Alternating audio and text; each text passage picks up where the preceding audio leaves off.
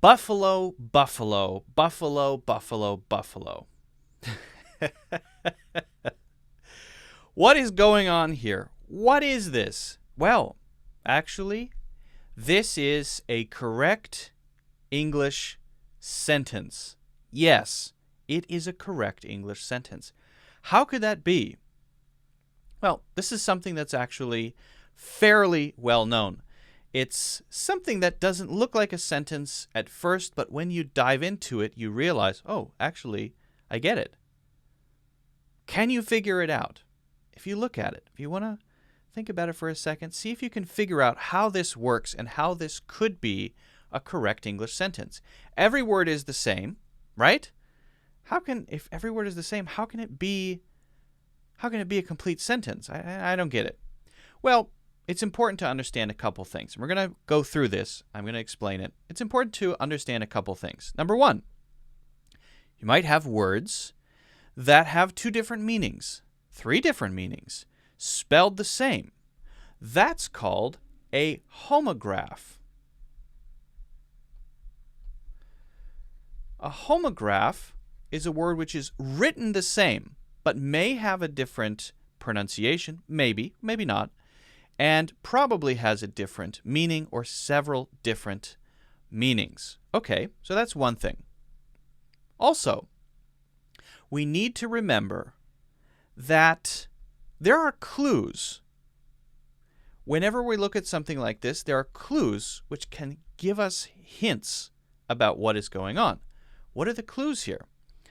One of the clues is this. If you notice here, this B is a capital B. Now, why would the capital B be telling us something? Well, if you know about English, you know that proper nouns are spelled with capital letters. The name of a person, the name of a place, right? The name of a famous bridge, for example. Do you know any proper nouns spelled this way? You probably know buffalo the animal, big furry animal, right? That looks quite fierce. And they are not so common anymore, but used to be very common in North America. This, though, perhaps named after the animal, is the name of a city, Buffalo, New York. Okay, that's our first clue. Now, this one could be that same thing here, but also we must remember the beginning of a sentence is always capitalized. We always capitalize the beginning of a sentence. So this is not necessarily a capital Buffalo B as in the city, but we know this one is. Okay, so that gives us one clue. So this is going to be a proper noun. This is the city, or at least something from a city. Well, if you have a city and then a thing after it, we know the animal, right? Then maybe that is an animal from that city, right? You could say, for example, New York bankers. New York bankers would be bankers from New York. So in a way, we're using that. That whole thing would be called a noun phrase. A noun phrase. But we're using that as the adjective for the bankers. We're using buffalo as the adjective for the animal buffalo. Well, which buffalo? What kind of buffalo? Green buffalo? Buffalo from buffalo. Okay, so we can think of it as an adjective. We can think of it in that way, although together it's a noun phrase. Okay, now, don't we possibly have that twice here? Buffalo from buffalo, buffalo from buffalo. Maybe so. Okay, so that's our first maybe idea about the basic structure of what is going on here.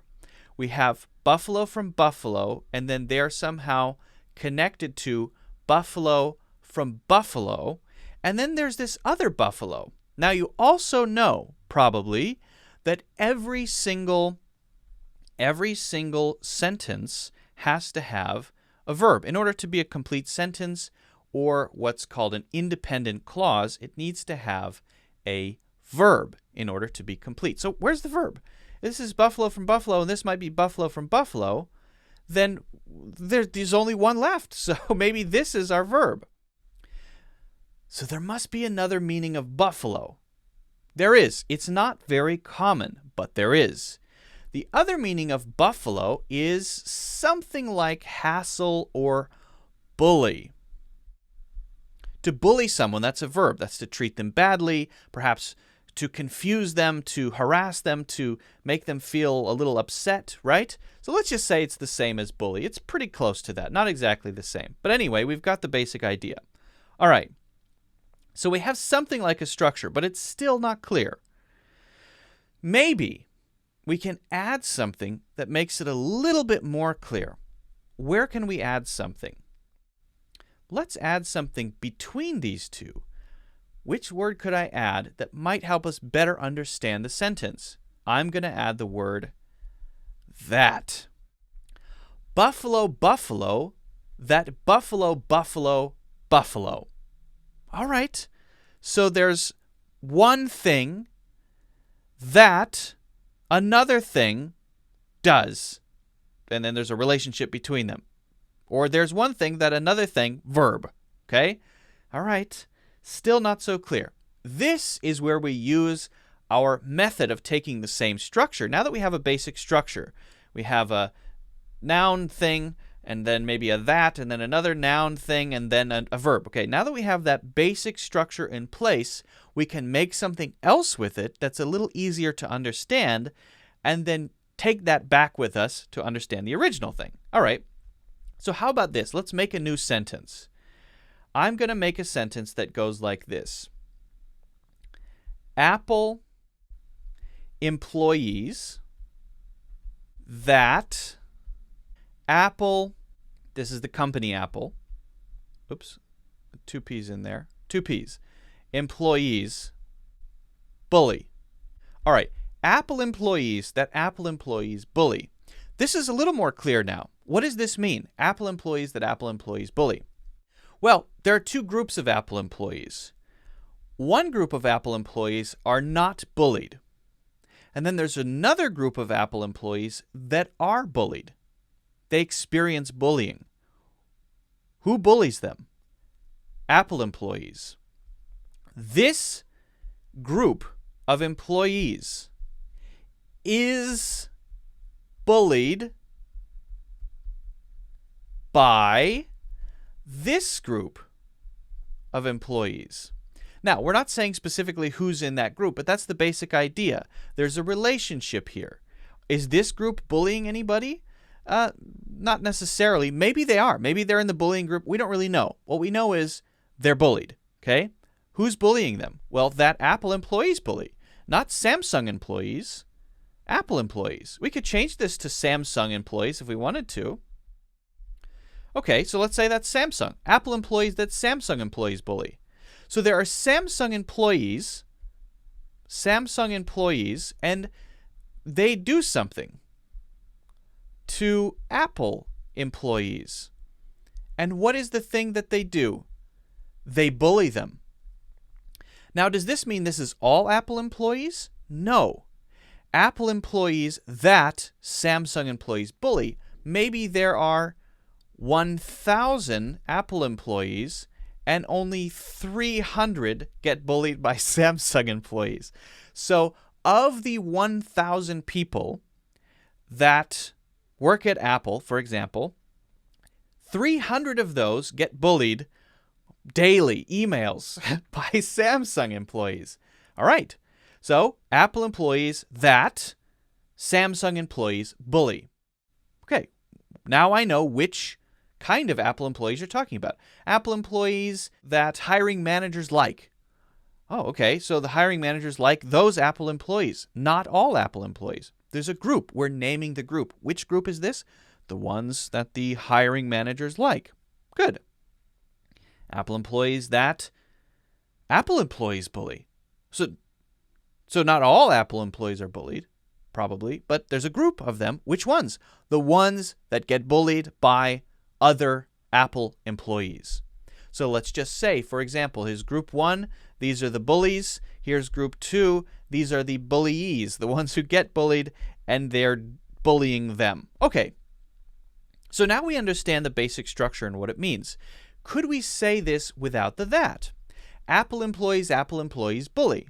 Yes, we can often remove when we have this type of structure. This is, by the way, called a relative clause. This is called a relative clause. And you're familiar with relative clauses. This is where we say, the old man that I met yesterday. Which old man? The one that I met yesterday. This is called a relative clause. There are different types. This is one of them. Can we remove the that there? The old man I met yesterday. The old man I met yesterday. The old man that I met yesterday. It's the same basic grammar going on, but we can sometimes remove that. Now, you can't do that with which usually. Okay, so just be careful. That and often who we can get rid of often. So we could have who there as well. We could use who. And we could also eliminate that. Okay, so now we understand what Apple employees bully means. Now we understand what Apple employees, Samsung employees bully means. Now we take that and we return it to our original sentence. Now we're taking out the that here, right? Buffalo, buffalo. Now you might be saying, but buffalo. That means we're talking about groups here. It's more than one. Yes, and that's the interesting thing about this. The plural form of buffalo is buffalo. It's not buffaloes. It's buffalo, like deer, right? We don't say deers. We say deer. We don't say fishes, usually. We say fish. 1 fish, 2 fish, 3 fish, 4 fish, right? 1 buffalo, 2 buffalo, 3 buffalo, 4 buffalo. I've heard some people say 2 buffaloes, but you could say 2 buffalo. The singular and the plural are the same. That's what makes this possible, for all of the words to be exactly the same except for the capitalization, because the plural form is the same as the singular form. Okay. So, buffalo from buffalo, that, buffalo from buffalo, bully or buffalo, because buffalo means bully in this case, or something like that. Buffalo, buffalo, buffalo, buffalo, buffalo. Can you understand the meaning when I say it now?